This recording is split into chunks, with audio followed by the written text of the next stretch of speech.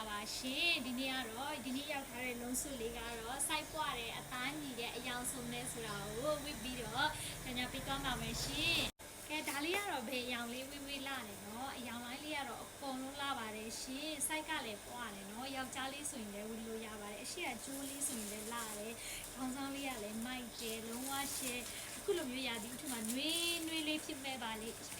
လေးပါရှင်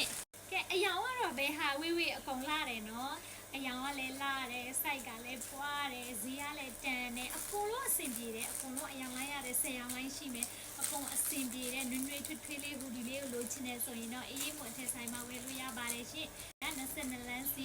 89ဂျာမန်လေးမြို့မှာရှိပါတယ်ရှင်